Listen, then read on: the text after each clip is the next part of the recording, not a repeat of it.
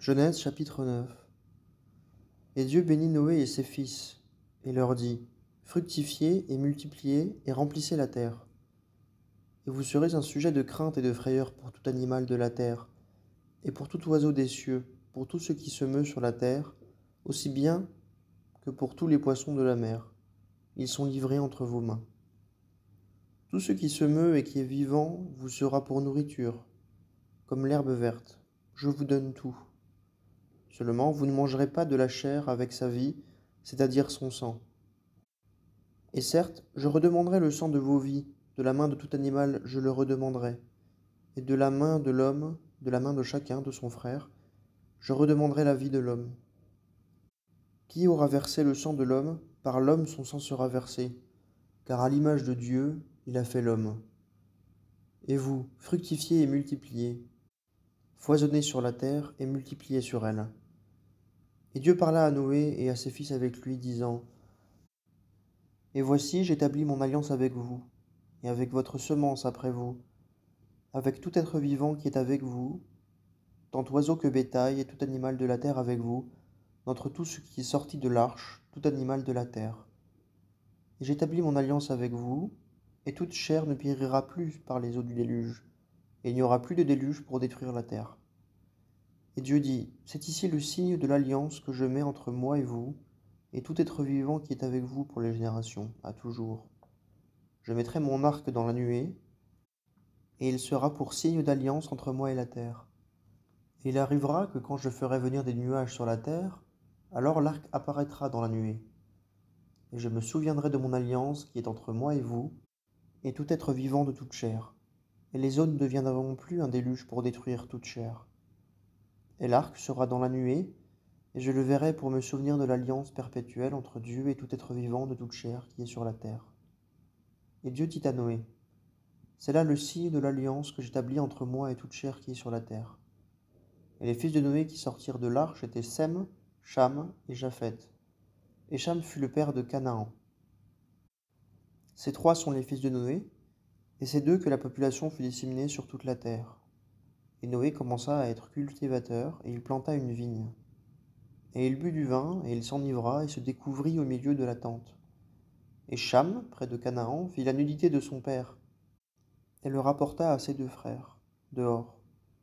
Et Sem et Japheth prirent le manteau et le mirent, les deux, sur leurs épaules, et marchèrent en arrière, et couvrirent la nudité de leur père. Et leur visage était tourné en arrière, et ils ne virent pas la nudité de leur père. Et Noé se réveilla de son vin, et sut ce qu'il lui avait fait son plus jeune fils. Et lui dit, maudit soit Canaan, il sera l'esclave des esclaves de ses frères. Et il dit, béni soit l'Éternel, le Dieu de Sem, et que Canaan soit son esclave.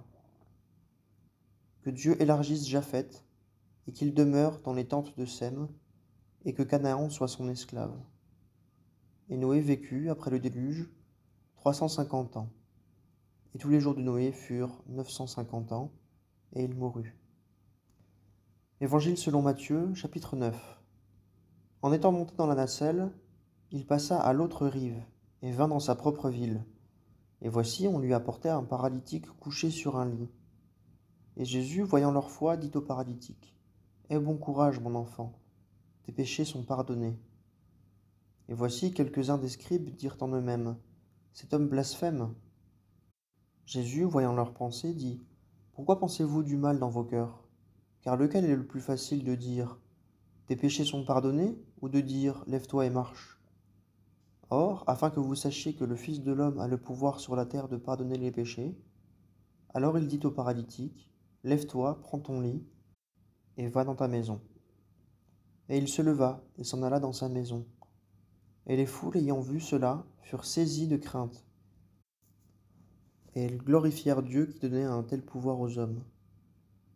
Et Jésus, passant de là plus avant, vit un homme nommé Matthieu, assis au bureau de recette. Et il lui dit, suis-moi. En se levant, il le suivit. Et il arriva, comme il était à table dans la maison, que voici, beaucoup de publicains et de pécheurs vinrent se mirent à table avec Jésus et ses disciples. Ce que les pharisiens ayant vu, ils dirent à ses disciples, pourquoi votre maître mange-t-il avec les publicains et les pécheurs? Et Jésus, l'ayant entendu, leur dit, Ceux qui sont en bonne santé n'ont pas besoin de médecin, mais ceux qui se portent mal. Mais allez et apprenez ce que c'est que je veux miséricorde et non pas sacrifice, car je ne suis pas venu appeler des justes, mais des pécheurs.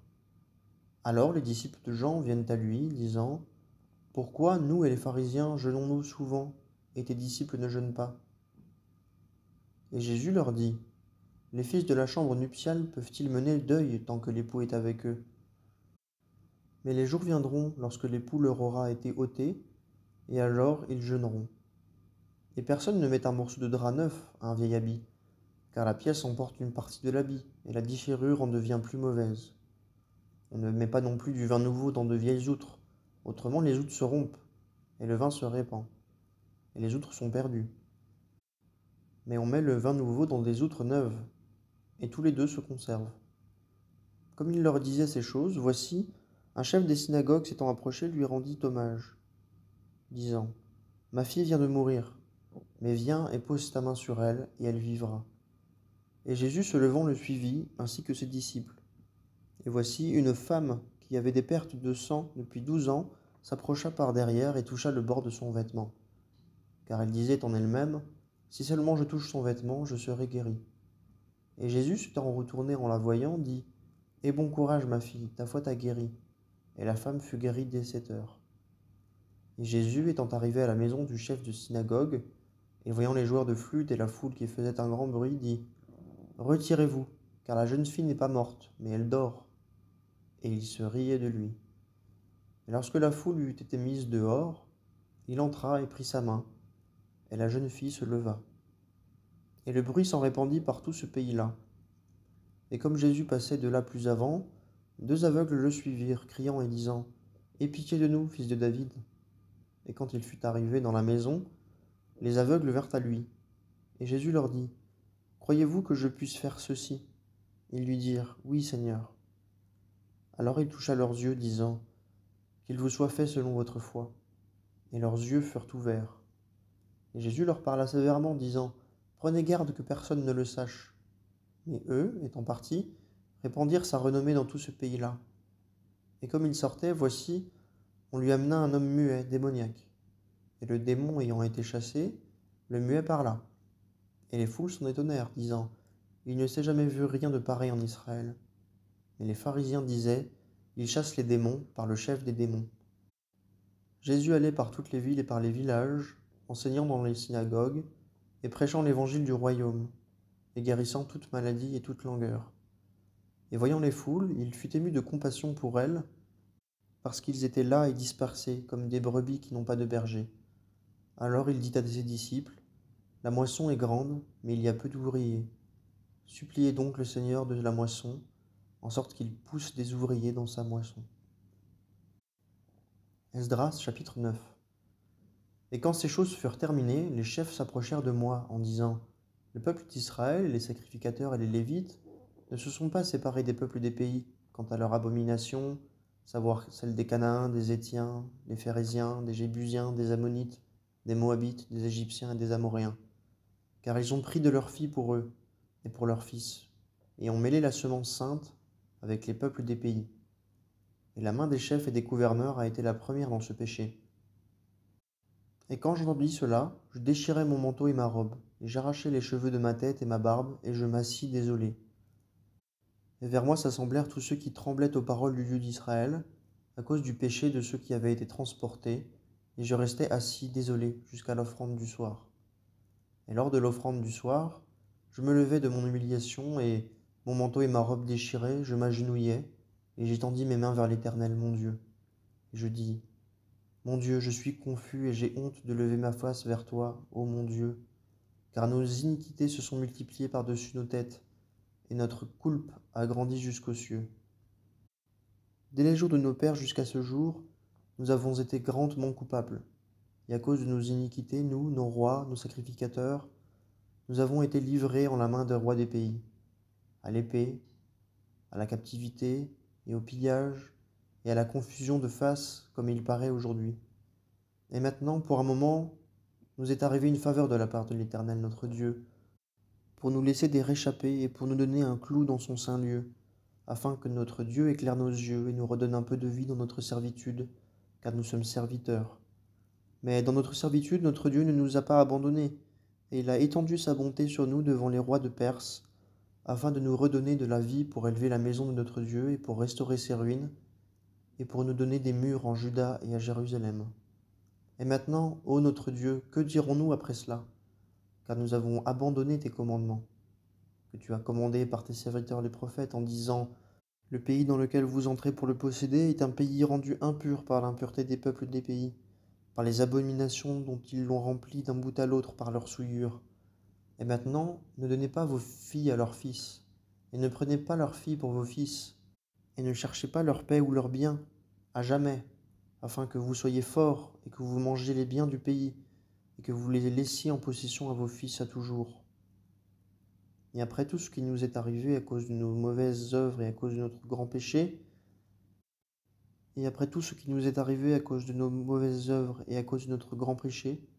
mais toi, notre Dieu, tu nous as moins punis que ne méritaient nos iniquités, et tu nous as donné une délivrance comme celle-ci. Est-ce que nous retournerions à enfreindre tes commandements et à nous allier par mariage avec les peuples qui font ces abominations?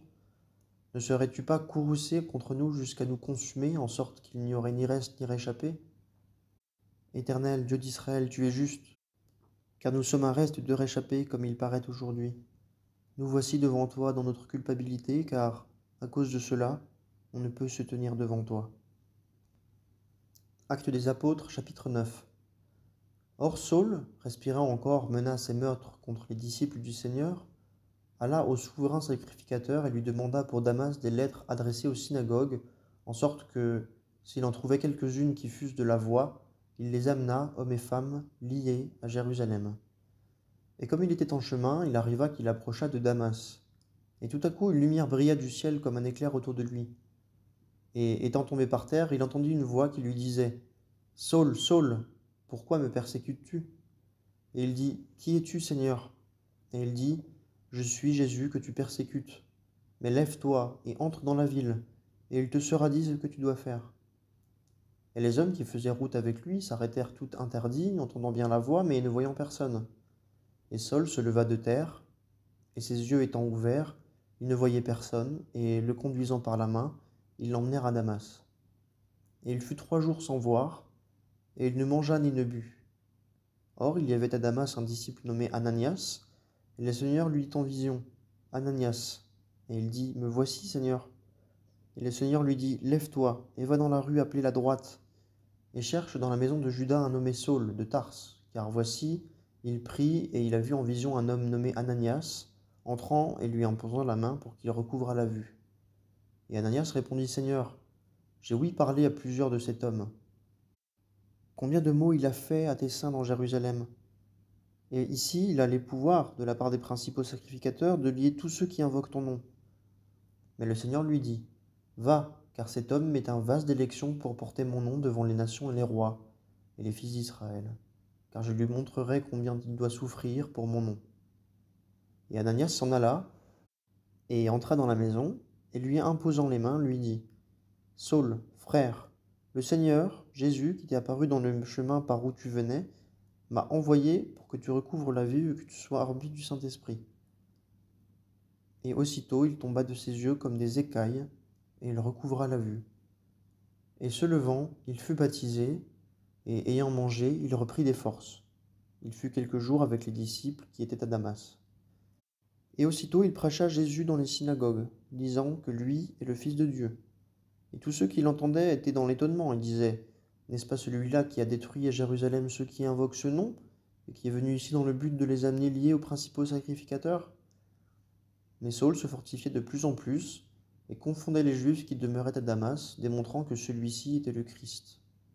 Et plusieurs jours s'étant écoulés, les Juifs tinrent conseil ensemble pour le tuer, mais leur complot fut connu de Saul, et ils surveillaient aussi les portes jour et nuit pour le tuer, mais les disciples, le prenant de nuit, le descendirent par la muraille, en le dévalant dans une corbeille. Et étant arrivés à Jérusalem, ils cherchaient à se joindre aux disciples, et tous le craignaient, ne croyant pas qu'il fût disciple. Mais Barnabas le prit et le mena aux apôtres, et leur raconta comment sur le chemin il avait vu le Seigneur, qui lui avait parlé, et comment il avait parlé ouvertement à Damas au nom de Jésus. Et il était avec eux à Jérusalem, allant et venant, et parlant ouvertement au nom du Seigneur. Et il parlait et disputait avec les hellénistes, mais ceux-ci tâchaient de le faire mourir, et les frères, l'ayant vu, le menèrent à Césarée et l'envoyèrent à Tarse. Les assemblées, donc, par toute la Judée et la Galilée et la Samarie, étaient en paix, étant édifiées et marchant dans la crainte du Seigneur, et elles croissaient par la consolation du Saint-Esprit. Or il arriva que, comme Pierre parcourait toute la contrée, il descendit aussi vers les saints qui habitaient Lyde. Et il trouva là un homme nommé Énée, qui depuis 8 ans était couché sur un petit lit, et il était paralytique. Et Pierre lui dit, Énée, Jésus le Christ te guérit. Lève-toi et fais-toi toi-même ton lit. Et aussitôt il se leva, et tous ceux qui habitaient Lyde et le Saron le virent, et ils se tournèrent vers le Seigneur.